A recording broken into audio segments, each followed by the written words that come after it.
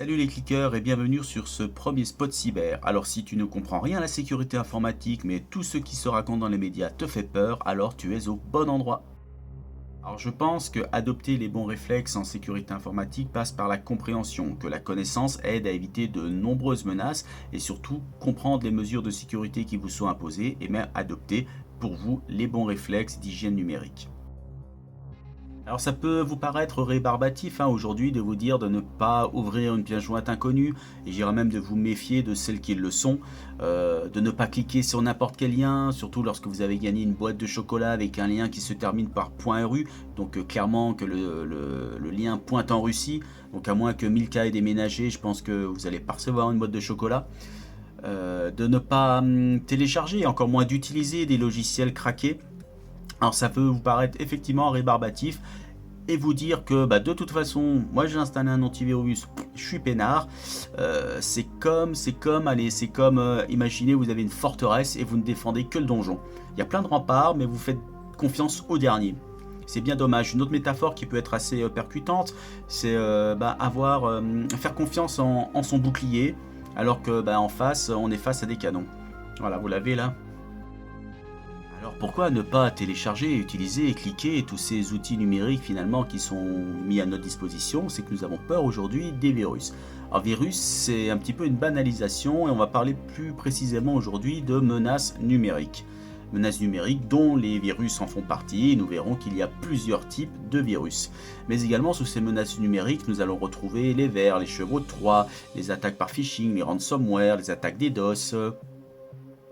Allez, je vous emmène déjà faire un tour de tout ça.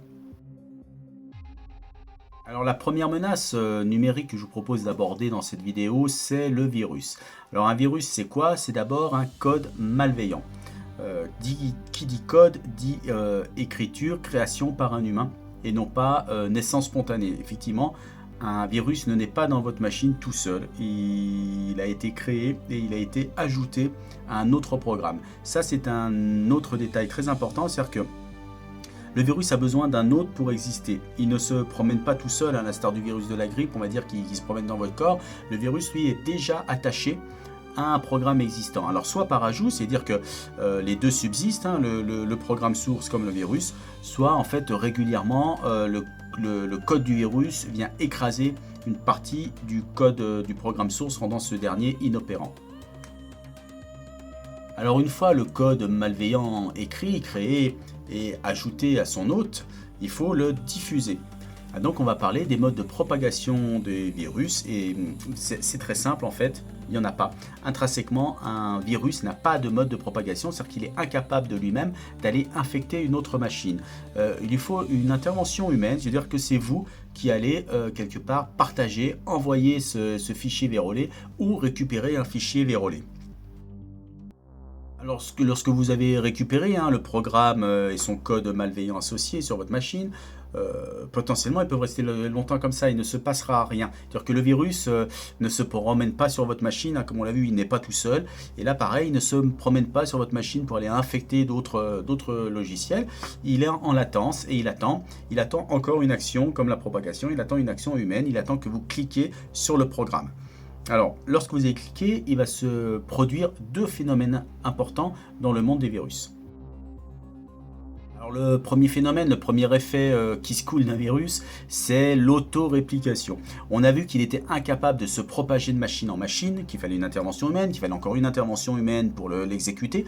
Par contre, il a un très fort pouvoir d'auto-réplication, c'est-à-dire que dès que vous allez l'exécuter, la partie, le code du virus va aller s'attacher à pas tous, mais énormément d'autres fichiers exécutables de votre ordinateur. On va partir d'un pour faire des centaines, des milliers de fichiers vérolés sur votre ordinateur.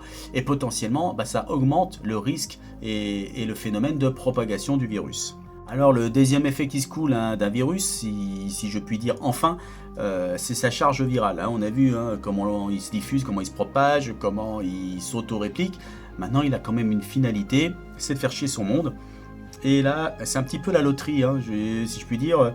Soit vous avez un petit rhume, soit vous avez une grosse gastro, soit vous avez un ralentissement de votre PC, soit vous avez carrément une destruction des données, voire une altération du matériel informatique. On a abordé un petit peu le mode de fonctionnement d'un virus, de sa création à sa propagation jusqu'à son autoréplication et son payload, on va dire sa charge utile, ce dont pourquoi il a été programmé. On va parler rapidement et très succinctement des modes de détection d'un virus, comment fonctionne notre antivirus. Alors la première méthode de fonctionnement d'un antivirus, c'est basé sur sa base de signature. Comment ça fonctionne? On va dire que c'est sa méthode historique, sa méthode la plus simple à comprendre. Imaginez votre fichier vérolé avec son code malveillant et l'intégralité des fichiers de votre ordinateur, finalement, comme des livres. Si chaque fichier est un livre, donc ça ferait votre PC, c'est une immense bibliothèque de millions d'ouvrages.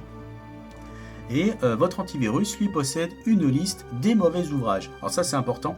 Il y a une nuance, il ne connaît que les mauvais ouvrages. Donc ce qui n'est pas mauvais est forcément bon. Et on verra aussi un petit peu les limites. Donc l'antivirus devrait, normalement, lire l'intégralité de vos livres pour savoir si c'est un mauvais livre. C'est-à-dire qu'il a la liste, il lit le livre, mauvais livre, je mets poubelle, pas dans ma liste, bon livre. Donc on voit déjà que certains pourraient passer à travers les mailles du filet. En plus, l'antivirus n'a pas le temps. Il n'a pas le temps de lire l'intégralité des lignes de code. C'est-à-dire qu'il va procéder par échantillonnage. C'est-à-dire qu'il va regarder en page 200, en page 208, en page 12, en page 400. Si j'ai tel mot, telle phrase, je suis en présence d'un mauvais livre ou non, ça correspond à aucun mauvais livre, donc c'est un bon livre. Donc ça, c'est important. C'est-à-dire qu'il faut mettre très régulièrement à jour votre base de signature. Pourquoi? Imaginez, je prends le code malveillant et je le modifie. Je le modifie, c'est-à-dire que typiquement la page 1, je la mets blanche, je décale tout le livre et je remets à mon programme. L'antivirus, lui, ça sera plus dans sa base. C'est-à-dire que la page 13 va se retrouver en page 14, etc. Et donc, lui, dans son listing, tout est bon. Et donc, comme c'est pas un mauvais livre, il va le remettre dans la bibliothèque. Et mon virus, il sera toujours là. D'où l'importance de mettre à jour sa base. C'est que les éditeurs de solutions antivirus mettent à jour leur base régulièrement à la recherche de nouveaux codes. Sauf que, effectivement, si ce code n'a pas été répertorié, le virus passera tout de bout cette méthode. Alors le second mode de fonctionnement d'un antivirus, c'est la méthode proactive, c'est la protection en temps réel de votre poste. Là où nous venons de voir en fait les scans des disques durs programmés à la recherche d'éventuels mauvais livres, mais mauvais livres qui peuvent néanmoins se retrouver sur l'étagère de la bibliothèque, la solution proactive, elle fonctionne différemment, c'est qu'en fait, elle va attendre que vous vouliez lire le livre pour l'analyser. C'est-à-dire que c'est au moment de l'exécution de votre programme que l'antivirus va dire attends, hop, je prends, je regarde ce que ça fait.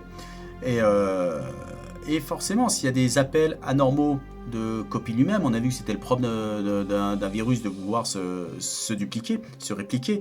Donc s'il y a des appels de copie, s'il y a des appels de suppression de fichiers, là l'antivirus va évidemment le détecter de suite et vous empêcher en fait de prendre la main, d'exécuter ce fichier. Il va le garder, il va dire non, celui-là tu l'exécutes pas, je le mets dans le coffre-fort ou je le détruis. Et là vous allez me dire mais tout à l'heure il m'a menti, finalement effectivement l'antivirus avec le truc proactif là il me fait le job, pourquoi je m'en kikinerais, tout va bien. Mais c'est pas si simple que ça, on va voir que cette méthode elle a quand même quelques limites. Alors la première limitation de cette protection proactive, de cette protection en temps réel, c'est le temps. On a vu, c'est une solution miracle, effectivement. Avant de l'exécuter, l'antivirus prend votre livre et regarde ce qui se passe. Mais je veux dire, vous n'allez pas attendre 3 minutes. Si à chaque fois que vous cliquez sur une image ou un programme, il y a attendre 3 minutes que monsieur ait terminé son analyse, c'est juste pas possible. Donc, il n'a que quelques millièmes de secondes, quelques centaines, quelques secondes maximum pour analyser ce que fait le programme. Et là, ça peut amener certaines limitations.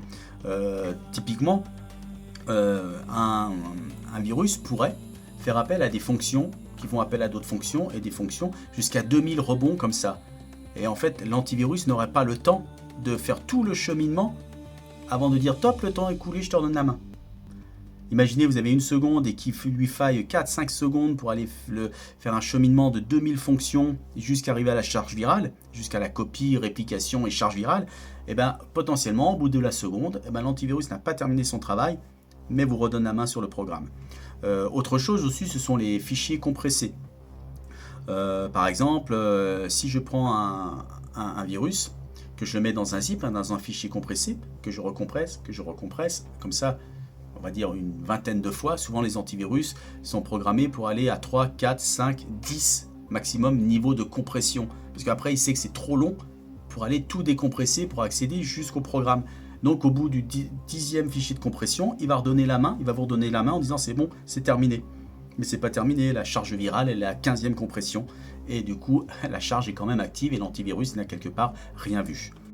Alors une autre limitation de cette méthode proactive, c'est la mémoire et le processeur qui est alloué à l'antivirus. Si on n'alloue pas assez de mémoire et de calcul à l'antivirus, il ne va pas avoir le temps, dans la seconde qui lui est allouée, de voir toutes les fonctions qui sont appelées, donc va vous rendre la main et potentiellement vous allez passer à côté de plein de virus, ou vous allouez trop de mémoire et trop de processeur, et là ça va énormément ralentir votre machine, et là vous allez dire cet antivirus il ne me correspond pas du tout, il me ralentit trop ma machine, et pourtant il peut être efficace. Donc c'est vraiment un grand combat des éditeurs antivirales aujourd'hui, c'est de trouver la ressource processeur, le temps, voilà. Donc c'est pas une méthode infaillible, et même des virus peuvent passer à travers cette protection proactive.